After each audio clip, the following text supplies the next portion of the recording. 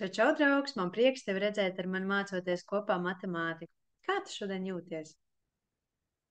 Es ceru, ka jūties labi un ka mēs varam ķerties klāt mūsu šīs dienas uzdevumam.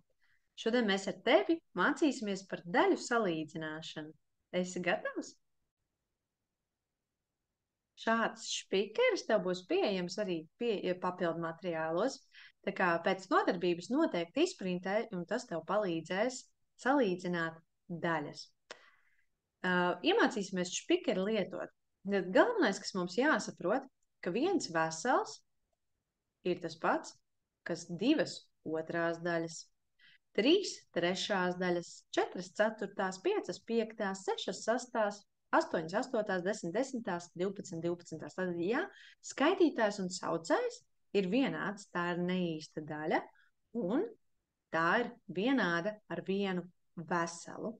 Un viens vesels vienmēr būs lielāks kā jebkura daļa. Arī 1/10 vai 1/12. Ja, tad viens vesels vienmēr būs lielāks par vienu daļu. Vēl kas mums ir jāsaprot, ka, piemēram, 1/2 būs tikpat, cik 2 ceturtās. Redzi, jo gabaliņš jau ir vienāds, bet pierakstām to dažādi. Tieši tāpat arī būs, ka 1/2 daļa ir tas pats, kas 3 sastās daļas. 4 astotās, 5 desmitās, 6 12tās. Un ar šī špikera palīdzību mēs pavisam viegli varēsim salīdzināt daļas. Bet, protams, es tev pastāstīšu arī pāris knifiņus, kur tev nemaz nebūs nepieciešams šis špikers, lai tu varētu salīdzināt daļas. Nu, piemēram, mums ir 2 picas, viena salami, otra ar sēnēm. No salami picas es apēdīšu šo te gabaliņu, bet no sēņu picas apēdīšu šo gabaliņu. Pieraksti pats, kādu daļu no katras picas es apēdīšu. Esi gatavs? Tad sēņu picai es apēdīšu 1 un saskaitu kopā, cik vispār gabaliņu. 1/8, bet no salami picas es apēdīšu 1/6. Un tad man ir jautājums, kurš gabaliņš ir lielāks? Kura daļa ir lielāka? Es ceru, ka tu man saki 1/6. Bet, ja tu nokļūdījies, tas nekas. Kā tad mēs varam atšķirt? Redzi? Tā pati pica ir sadalīta, vienāda lieluma picas sadalītas. Šī ir 8 gabalos, un šī pica ir 6 gabalos. Un, protams, ka 6 gabalos picu sadalot, viens gabals būs lielāks. Ja, redzi atšķirību? Šis gabals ir mazāks kā šis gabaliņš. Tāpēc vienmēr, ja tev skaitītāji ir vienādi, tad skaitītāji augšējie skaitļi. Lielāka daļa būs tā, kurai mazāks saucējs. Tātad 1/6 ir lielāka. Vēlreiz. Ja skaitītāji vienādi, lielāka daļa tā, kurai mazāks saucējs. Un kā tad es to, piemēram, varu vēl saprast, ja mēs izmantojam dalīšanu? Nu, pieņemsim, man ir skaitlis 24, un es to izdalīšu ar 8. 24 dalīt ar 8 ir 3, bet 24 dalīt ar 6 ir 4.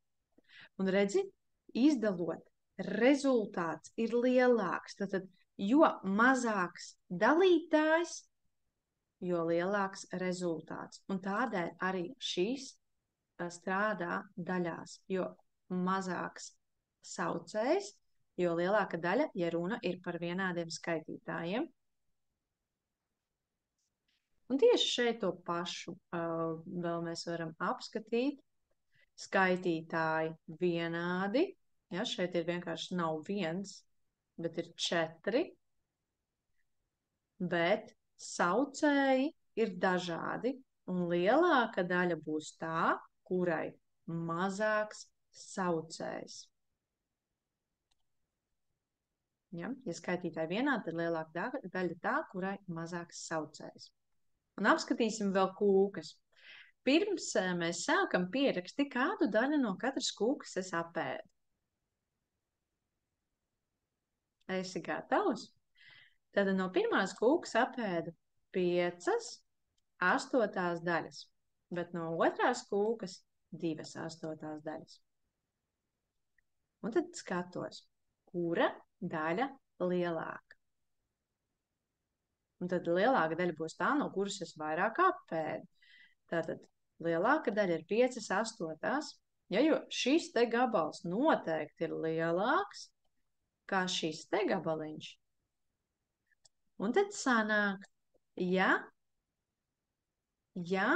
saucēji, jeb apakšējie skaitļi vienādi, tad lielāka daļa ir tā, kurai lielāks skaitītājs. Apskatīsim vēl kādu piemēru. Piemēram, šeit redzīt, saucēji ir vienādi. Un lielāka daļa būs tā, kurai lielāks skaitītājs. Ja, jo no pirmās snikers apēdu 4 gabalus, no otrās 7. Protams, ka 7/8 būs lielākas. Ja, tad, ja saucēji vienādi, tad lielāka daļa ir tā, kurai lielāks skaitītājs. Tos piemērus pamēģini salīdzināt pats. Nopauzē video, pamēģini ar jau iegūtajām zināšanām. Esi gatavs? Un kā tad bija, ja mums skaitītāji ir vienādi? Tad lielāka daļa tā, kurai mazāks saucējs. Ko darījām, ja saucēji ir vienādi? Tad lielāka daļa tā, kurai lielāks skaitītājs. Ko darījām tajos gadījumos? Šeit ir 2 varianti, kā tur skatīties.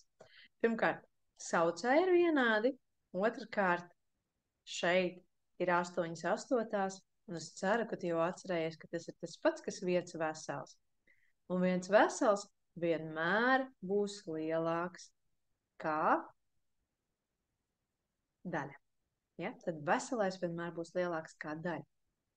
Un šeit skaitītāji vienādi, tad lielāka daļa tā, kurai mazāks saucējs. Var būt tādas situācijas, kad mums nav ne skaitītāji vienādi, ne arī saucēji. Un tad mēs varam salīdzināt daļas ar špikera palīdzību. Tādēļ to arī izdara. Tagad nopauzē video, saliec salīdzināšanas zīmes, un tad iesim kopā cauri. Esi gatavs? Jo pirmais, ko atceramies, ja tātad tātad vesels vienmēr būs lielāks kā daļa. Tātad šeit es jau redzu. Šis ir lielāks. Ja viens vesels lielāks kā 6/8. Šeit gan es uzmanīgs 1 vesels un 7/7. Atceries, ja skaitītājā un saucējā ir vienāds skaitlis, tas nozīmē to, ka daļa ir vienāda. Un tad 1/2 un 2/4. Nu, šeit jau es varu izmantot špikeru. 1/2 un 2/4. Es redzu, ka arī šis gabals ir vienāda lieluma. Ja, tad šīs būs vienādas daļas. Nu, man tā nesanāk smuki uzrakstīt. Un pats pēdējais. Un 2/3, 2/3 un 4/6. Un skatos. Tā, arī šis ir vienāds. Ja? Tad arī 2/3 un 4/6 arī ir vienāda lieluma. Ceru, ka tev sanāca tāpat. Tāds špikers būs tev pieejams pie papildu materiāliem, tādēļ to lejupielādē, izprintē, lai tev ir vieglāk mācīties. Paldies, ka tu mācies kopā ar mani. Neaizmirsti apskatīt pievienotos papildu materiālus un noteikti izpildi arī mājas darbu. Tev viss izdosies.